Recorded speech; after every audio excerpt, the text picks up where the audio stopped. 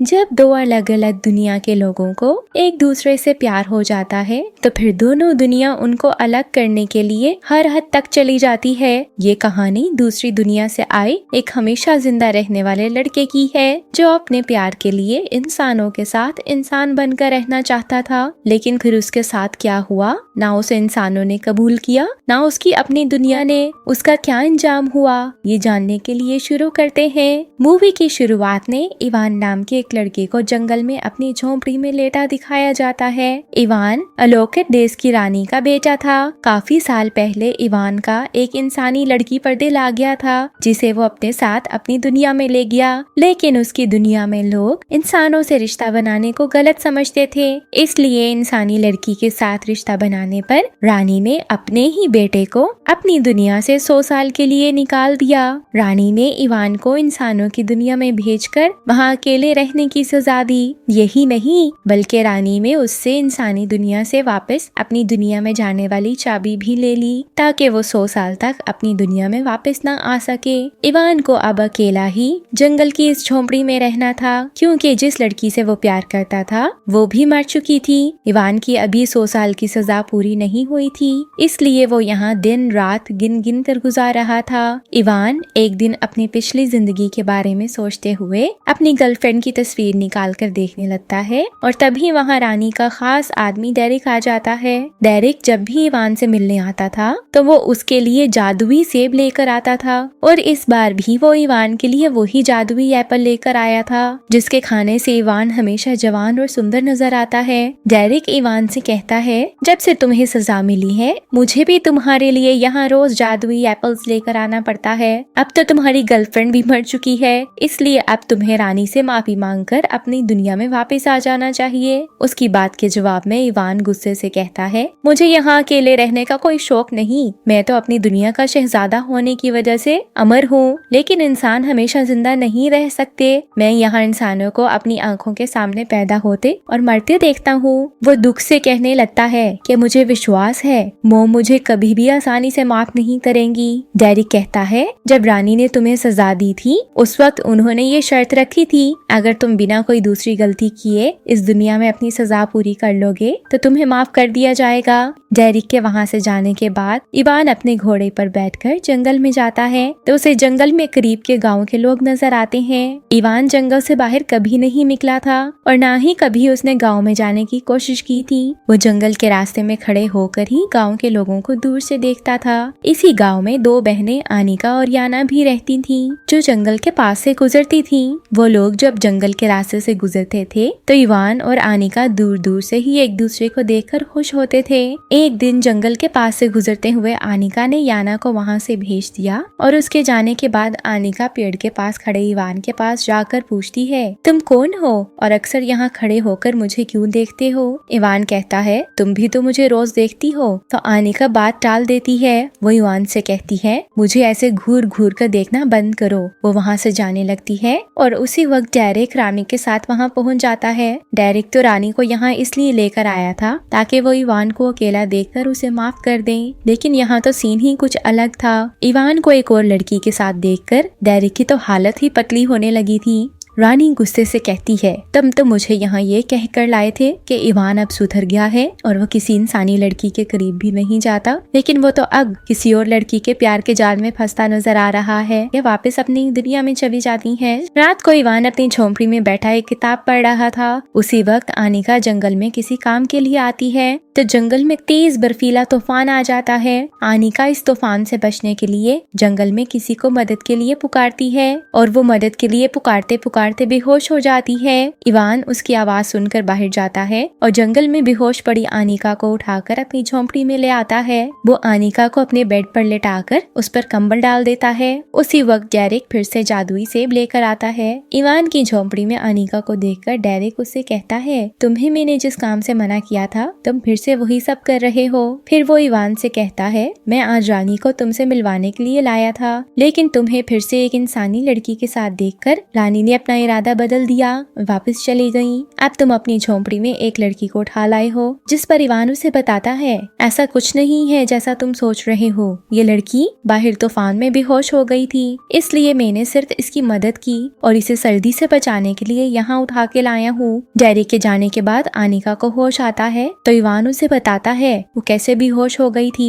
आनिका मदद के लिए उसे थैंक्स कहती है और उससे उसका नाम पूछती है तो इवान अपना नाम बताने के साथ इस मौके का फायदा उठाकर उससे कहता है मुझे तुम्हारी स्माइल बहुत पसंद है। उसकी बात के जवाब में आनिका भी उससे अपने दिल की बात कह देती है कि मुझे भी तुम बहुत अच्छे लगते हो। इसी बीच आनिका की बहन उसे ढूंढते हुए झोंपड़ी में पहुंच जाती है। आनिका को वहां देखकर वो उससे पूछती है तुम इस वक्त इस लड़के की झोंपड़ी में क्या कर रही हो, जिस पर आनिका बताती है मैं तूफान में बेहोश हो गई थी और अगर इवान मुझे ना बचाता तो मैं तो मर ही चुकी होती। याना की नजर टेबल पर रखे जादुई एप्पल पर पड़ती है तो वो हैरान हो जाती है क्योंकि आज से पहले याना ने इस एप्पल के बारे में बस कहानियों में ही सुना था। अगले दिन इवान अपनी झोंपड़ी से बाहर खड़ा जंगल को देख रहा था जब वहाँ डेरिक जादुई एप्पल लेकर आता है। उसे देखते ही इवान उसके पास जाकर उससे इस दुनिया से अपनी दुनिया में जाने की चाबी खींच लेता है। डेरिक उससे चाबी लेने की कोशिश करता है और तभी वहाँ रानी भी पहुँच जाती है। वो इवान से कहती है तुम्हें सजा देकर यहाँ भेजा गया था और तुम फिर से सारे नियम तोड़ रहे हो।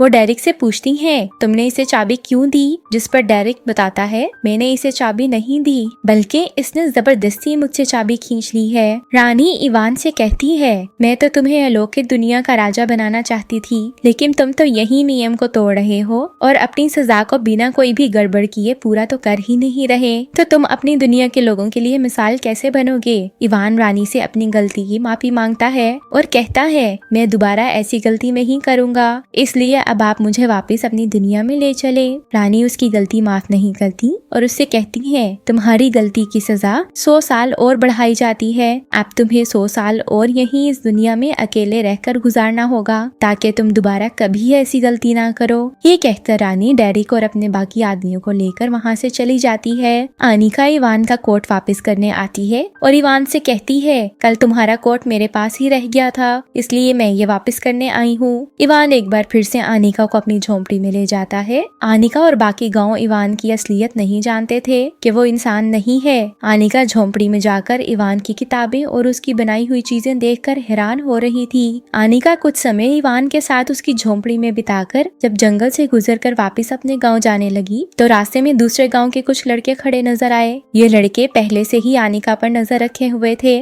और वो मिलकर आनिका पर हमला करके उसका रेप करने की कोशिश करते हैं। अब हीरोइन का रेप हो रहा हो और हीरो की एंट्री ना हो, ऐसा तो कभी हुआ ही नहीं, इसीलिए इवान उसी वक्त हीरो बनकर वहां पहुंच जाता है और उनके साथ लड़ाई करते हुए सब लड़कों को उठाकर जमीन पर गिरा देता है। सब लड़कों को पीटने के बाद आनिका के पास आकर उसे तसल्ली देता है तो आनिका उसे हक कर रोने लगती है। उसी वक्त याना भी वहां पहुंच जाती है। याना आना से कहती है मुझे तुम्हारी चिंता हो रही थी और तुम यहाँ इसके साथ मजे कर रही हो। उसकी बात के जवाब में इवान कहता है तुम परेशान ना हो, इस जंगल में मैं आनिका का ख्याल रखूंगा। उसकी बात के जवाब में याना कुछ कहने की बजाय सोचने लगती है और वहाँ से चली जाती है। इवान और आनिका अब रोज जंगल में मिलने लगे थे। वो दोनों एक दूसरे के साथ बहुत सारा वक्त बिताते थे जिससे वो धीरे धीरे एक दूसरे के करीब आने लगे थे क्योंकि दोनों को एक दूसरे से प्यार हो गया था। वो नहीं जानते थे कि याना छुपकर उन दोनों पर नजर रखे हुए है। एक दिन गाँव का सरदार गाँव में बैठा डांस देख रहा था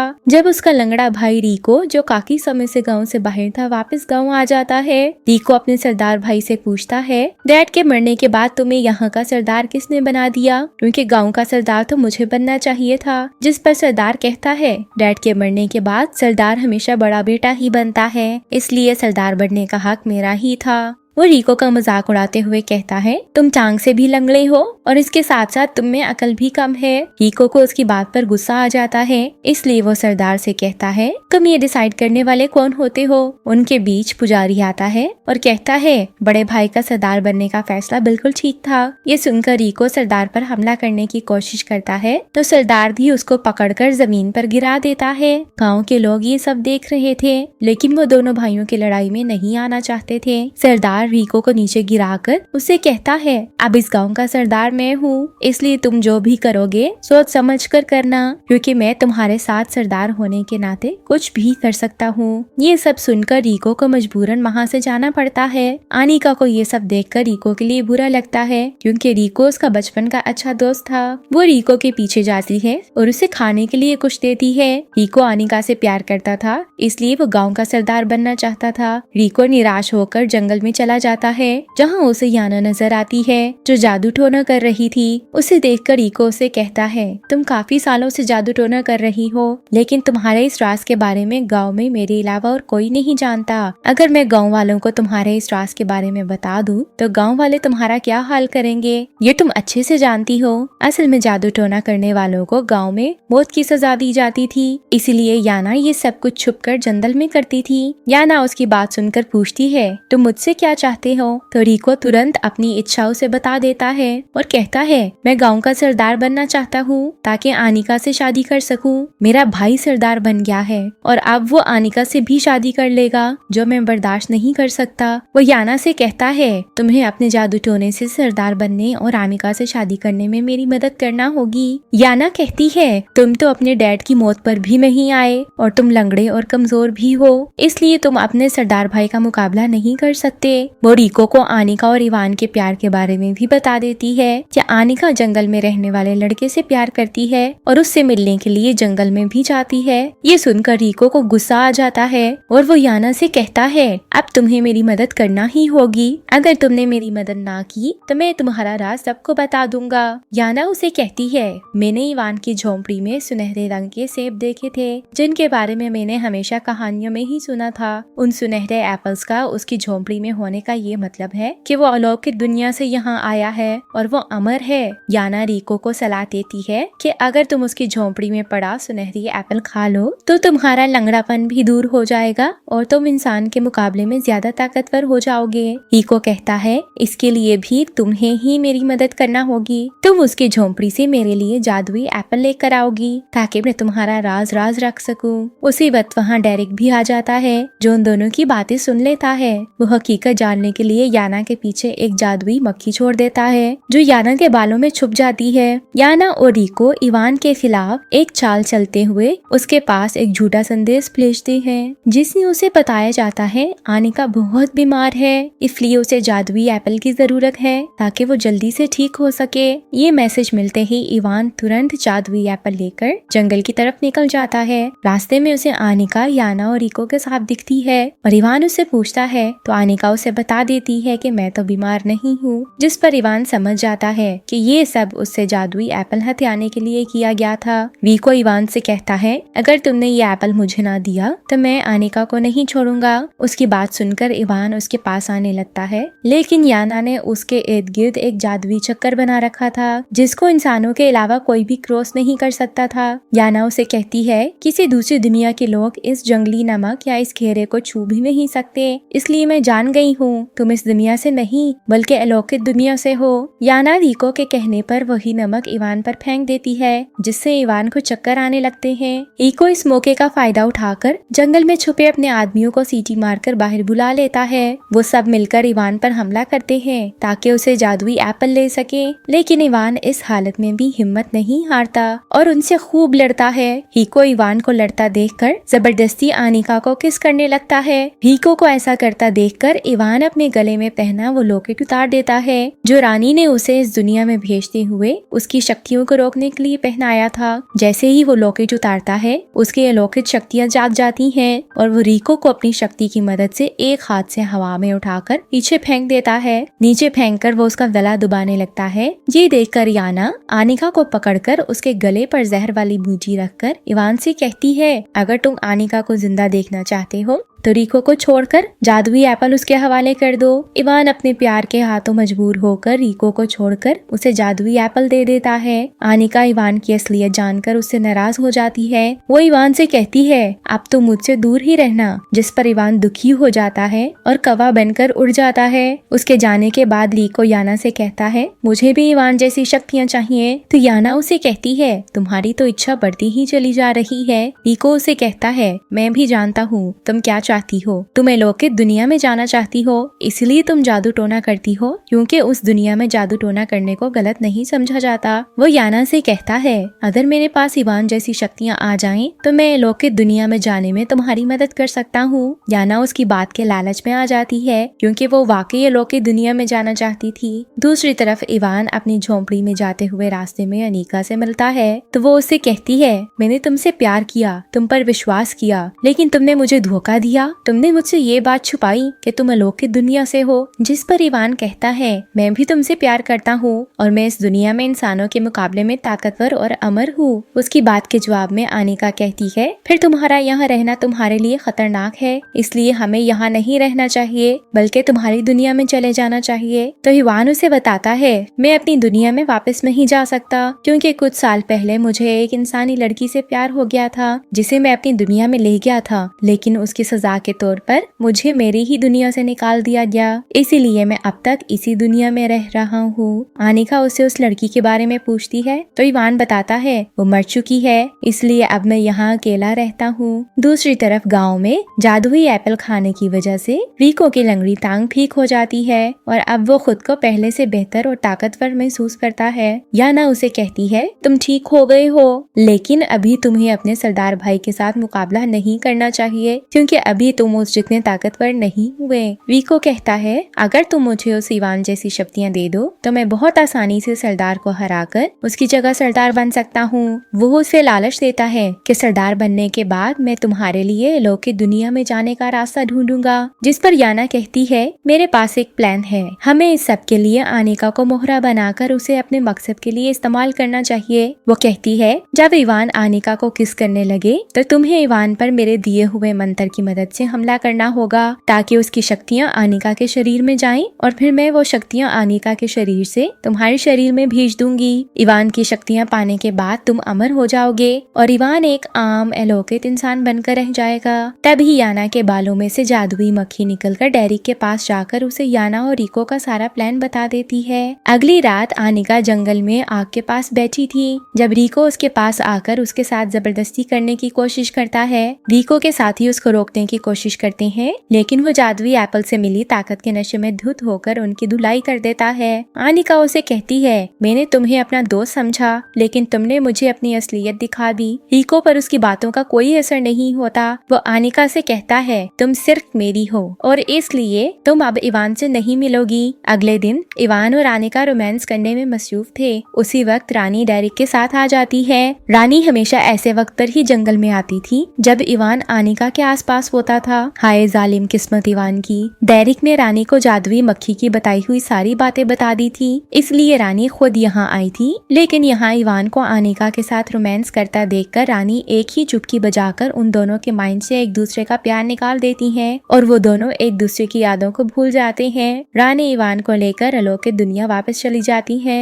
अपनी दुनिया वापस आने के बाद भी इवान को लगता है वो कुछ भूल रहा है, लेकिन उसे समझ नहीं आती कि वो क्या भूल रहा है। उधर अनीका को भी ऐसा ही महसूस हो रहा था। इवान के दिमाग से अनीका की यादें मिट गई थी, इसलिए रानी वापस जाते ही इवान की शादी अलौकिक दुनिया की एक लड़की से रख देती है। उधर याना और रिको अनीका से इवान के बारे में पूछते हैं, जिस पर अनीका कहती है, मैं इस्लाम के किसी लड़के को नहीं जानती। याना रिको से कहती है, इसकी बातों से ऐसा लग रहा है इसके दिमाग से इवान की यादें मिटा दी गई हैं। जो सुनकर रिको परेशान हो जाता है। वो याना से पूछता है, अब मुझे इवान की शक्तियाँ कैसे मिलेंगी? जिस पर याना कहती है, मैं कोशिश करती हूँ इसी तरह इवान तक पहुँच सकूं। वो रिको से कहती है, तुम्हें कल सरदार को सबके सामने खुद के साथ अकेले लड़ने की चुनौती देना होगी। अब तुम्हारे पास इतनी शक्तियाँ हैं कि तुम अकेले उसके साथ लड़कर सरदार बन सकते हो। उसकी बातों में आकर रिको अगले दिन सरदार को अपने साथ लड़ने की चुनौती देता है। वहाँ डेरिक इवान से दुनिया और अलौकिक दुनिया में आने जाने की चाबी के बारे में पूछता है, लेकिन रानी ने उसके दिमाग से सब यादें मिटा दी थी, इसलिए उसे इस बारे में कुछ भी याद नहीं था। डेरिक ने अगर वो चाबी रानी को वापस ना दी तो रानी उसको सजा देगी, इसलिए उसे किसी भी तरह से वो चाबी का पता लगाना था। जिस कारण डेरिक चाबी के बारे में जानने के लिए इवान को एक जादूगरनी के पास ले जाता है और उसे इवान की पुरानी यादें वापस लाने का कहता है। जादूगरनी जादुई सेब के लालच में आकर इवान की पुरानी यादें वापस ले आती है। यादें वापस आते ही इवान को अपना और अनीका का प्यार याद आ जाता है और अब उसे अनीका की याद सताने लगती है। रानी इवान की शादी करवाने लगती है, लेकिन शादी के बीच में ही इवान ये शादी करने से मना कर देता है। वो कहता है मैं आनिका से प्यार करता हूँ, जिस पर रानी हैरान हो जाती है। वो उससे पूछती है तुम्हें ये सब कैसे याद आया। वो इवान को धमकी लगाते हुए कहती है अगर तुम यहाँ से दोबारा उस दुनिया में गए तो इस बार मैं तुम्हें यहाँ कभी वापस नहीं आने दूंगी। लेकिन इवान रानी की कोई बात नहीं मानता और वापस इंसानों की दुनिया में चला जाता है। उसके जाने के बाद रानी डेरिक से कहती है इवान की यादें तुम्हारी वजह से वापस आई हैं, इसलिए अब तुम्हें भी इसकी सजा दी जाएगी। डेरिक रानी से माफी मांगता है और कहता है मुझे बस एक मौका दे दे, मैं सब कुछ ठीक कर दूंगा। दूसरी तरफ जंगल में रिको अपने प्लान के मुताबिक आनिका से कहता है हमें इवान को पकड़ने के लिए तुम्हारी मदद की जरूरत है, इसलिए तुम्हें उसकी गर्लफ्रेंड बनकर उसे किस करना होगा। आनिका को इवान के बारे में कुछ भी याद नहीं था, इसलिए वो उनकी बात मानकर उनकी मदद करने के लिए तैयार हो जाती है। वो इवान को ढूंढने के लिए निकलते हैं तो उन्हें इवान का वैसे इंसान बनकर अपने सामने उतरता नजर आता है। आनिका भागकर इवान के पास जाकर उसे किस करने लगती है तो प्लान के मुताबिक रिको याना का दिया हुआ मंत्र वाला तीर इवान की पीठ पर चला देता है। इस तीर के लगते ही इवान की शक्तियां आनिका के शरीर में जाने लगती हैं, जिससे आनिका की पुरानी यादें भी वापस आ जाती हैं और अब वो इवान को पहचान गई थी। इवान को वापस पाकर आनिका बहुत खुश होती है, लेकिन तब तक इवान जख्मी होकर जमीन पर गिर जाता है तो आनिका भी रिको और याना का प्लान समझ जाती है। वो उन दोनों से कहती है तुम लोगों ने मेरे साथ झूठ बोला और धोखे से उस पर हमला किया। फिर रिको इवान को एक पेड़ के साथ बांधकर उसे बताता है तुम्हारी शक्तियां तो आनिका के शरीर में है और वो कल तक मेरे अंदर आ जाएंगी और मैं अमन हो जाऊंगा, जिसके बाद मैं तुम्हारी दुनिया पर हमला करूंगा। रिको के जाने के बाद वहाँ डेरिक आता है और इवान को खोल देता है। इवान के वहाँ से जाते ही डेरिक के पास याना आती है और उस पर मंत्र वाला पाउडर गिराकर उसे बेहोश कर देती है। अगली सुबह डेरिक को होश आता है तो यानिका उसे लौकिक दुनिया में जाने का रास्ता पूछती है, जिस पर डेरिक बता देता है कि उसके लिए जादुई रास्ते पर जाना पड़ता है जिसकी एक चाबी है और उस चाबी के बारे में कोई भी नहीं जानता। याना चाबी ढूंढने के लिए निकल जाती है। वो इवान की झोंपड़ी में जाती है और उसे कहती है आज मैं तुम्हारी शक्तियां आनिका के शरीर से रिको के शरीर में डाल दूंगी, लेकिन अगर तब तक तुम वो जादुई चाबी लेकर वहाँ नहीं आए तो मैं आनिका और तुम्हें मार दूंगी। फिर वो गाँव में जाकर आनिका के शरीर से शक्तियाँ निकाल कर रिको के शरीर में डालने लगती है, जिससे रिको अमर हो जाता है और उसके पास बहुत सारी शक्तियाँ आ जाती हैं। इसी बीच आनिका को ढूंढते हुए इवान भी वहाँ पहुँच जाता है, जिसे रिको के आदमी मारने की कोशिश करते हैं, लेकिन इवान उसके साथ लड़कर उसे ढेर कर देता है। ये देखकर याना इवान से कहती है तुम रिको को नहीं मार सकते, लेकिन अगर वो मर भी गया तो उसके साथ ही उसके अंदर मौजूद तुम्हारी शक्तियाँ भी मर जाएंगी। तुम्हारे लिए यही अच्छा है कि तुम वो चाबी मुझे दो। लेकिन इवान उसे चाबी नहीं देता। अब रिको इवान की ही शक्तियाँ इस्तेमाल करके उसका गला पकड़कर उसे हवा में उठाकर जमीन पर जोर से गिरा देता है। इवान उसका मुकाबला नहीं कर पाता तो आनिका रिको से रिक्वेस्ट करती है कि वो इवान को छोड़ दे। उसी वक्त सरदार भी वहाँ पहुँच जाता है और रिको से पूछता है मुझे पता चला है तुम शक्तिशाली बन गए हो, जिस पर रिको अपनी ताकत के नशे में सरदार को भी पीट देता है। इतनी देर में आनिका याना के बनाए गए जंगली नमक के घेरे को खत्म करके डेरिक को आजाद कर देती है। डेरिक गिरे हुए इवान को उठाता है और उसे कहता है हमें सबको किसी भी तरह रोकना होगा। दूसरी तरफ रिको अभी तक सरदार को मार रहा था, जो देखकर इवान फिर से उससे लड़ने लगता है। रिको से एक बार फिर से हवा में उठा लेता है, लेकिन इस बार डेरिक रिको पर हमला कर इवान को बचा लेता है। रिको उन साथियों मुकाबले में सबसे ज्यादा शक्तियों वाला था, इसलिए वो डेरिक को एक ही झटके में जमीन पर फेंक देता है। ये देखकर इवान पीछे से रिको को पकड़ लेता है और उसकी शक्तियों को कंट्रोल करने के लिए उसके गले में वो लॉकेट डाल देता है जो रानी ने उसे इंसान बनने पर दिया था। वो रिको से कहता है कि तुम्हारी सजा यही है कि तुम एक लकड़ी की तरह जलकर राख हो जाओ। उसके ऐसा कहते ही लॉकेट की शक्ति से रिको जलकर राख बन जाता है। अब इवान भी एक आम इंसान बन गया था, इसीलिए वो उसी जंगल में आनिका के साथ रहने का फैसला करता है। आखिरी सीन में याना को दिखाया जाता है जो चाबी हासिल करने के बाद अलौकिक दुनिया में जाने की तैयारी कर रही थी, लेकिन तभी रानी वहाँ आकर उसे भी हमेशा के लिए खत्म कर देती है और यही इस मूवी का दी एंड हो जाता है। Thank you for watching.